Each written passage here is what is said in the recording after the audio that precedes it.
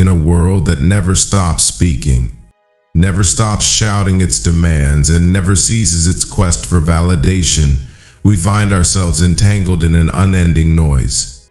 A noise born not just from the outside world, but from within the noise of our own egos. This noise tells us we must prove our worth, declare our achievements, and assert our identities. It is a noise that grows louder with every slight, every insult, every instance when we feel unseen or unheard. And yet, amidst this clamor, the Stoic stands silent. Not with the silence of passivity, but with the silence that destroys. What is this silence, you may wonder? It is not the silence of mere absence of words. No, it is a deeper, more profound, quiet one that originates from within. It is the silence of the ego dissolved. The silence that emerges when we understand that our worth does not hinge upon the world's acknowledgement. When we realize that the approval or disdain of others is but an indifferent wave in the vast ocean of our existence. This is the silence of the Stoic mind, the silence that holds within it unyielding power to dismantle the very foundations upon which pride and vanity stand. Marcus Aurelius, the great Stoic emperor, reminds us the best revenge is to be unlike him who performed the injury. What greater revenge is there than to deny the ego its fuel? When others rise with arrogance or condescend with disdain, the natural inclination is to respond in kind, to let our ego speak its anger, its pride, its need to be heard. But to respond with silence, true, intentional silence, is to speak with the voice of fortitude. This silence does not signify weakness, but an unshakable strength, a mastery over the self, the power of the unspoken word. It is often said that words have power, but consider this: what power does the unspoken word hold? Seneca, another sage of Stoicism, observed, "It is not the man who has too little, but the man who craves more, who is poor." Our cravings for recognition, for vindication, for applause are what bind us to the tyranny of our own emotions. The unspoken word is the weapon of the Stoic who has conquered these cravings. It is a sword that cuts through the fog of ego, that dismantles the illusion that to be seen, we must always be heard. When we choose to hold our silence, we are not surrendering. We are not conceding defeat. We are wielding the most potent tool of all, the refusal to engage in a battle that does not serve our higher selves. To remain silent in the face of provocation is to say, without uttering a single word, "I am beyond this, I am beyond you." It is to transcend the need for validation and to rest in the power of our own inner stillness.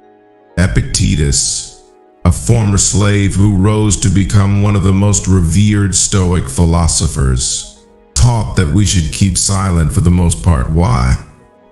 Because silence is not emptiness, it is fullness. It is not inaction, it is the most deliberate action of all. It is the embodiment of control, self-discipline, and the refusal to let others dictate the state of our souls. It is the ultimate act of freedom, a declaration that we are the masters of our responses, not slaves to our impulses. The ego's fear of silence. There is a reason the ego fears silence more than anything else. The ego thrives on noise, on the constant chatter of praise and criticism, of arguments won and lost, of stories spun to construct a self-image. Silence, however, leaves the ego nowhere to hide. It forces a confrontation with the self that few are prepared to face. In that silence, the illusions we have built about who we are begin to crumble. And this is precisely where true strength is forged. Imagine standing before an accuser, someone who seeks to diminish you with their words, their judgments, their disdain. The ego urges us to retaliate, to protect our pride. But what if instead we stand silent, unyielding like a mountain amidst a storm? What if our silence says, I am untouchable, not because I am indifferent to your words, but because I have mastered my reaction to them? This is the essence of Stoic silence, a silence that does not merely destroy the ego of others, but our own. A silence that heals. This journey into silence is not just about defeating ego, it is about healing the self. When we embrace silence, we create space for reflection, for understanding, for clarity. We no longer react to life, we respond to it with measured wisdom. In silence, we come to understand that most conflicts are born from misunderstanding, most pain from attachment, and most suffering from the desire to control what we cannot. The Stoic does not silence themselves out of fear, nor out of avoidance. We choose silence because it is the path to liberation.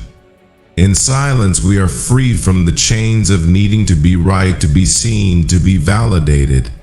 We are free to be at peace. As the Stoic philosopher Cleanthes said, lead me, Zeus and thou, O destiny, wherever you have assigned me to go. In silence, we embrace our fate, not as a surrender, but as the ultimate act of courage and acceptance, the invitation to silence. So let us, in our pursuit of wisdom, cultivate this silence that destroys the ego.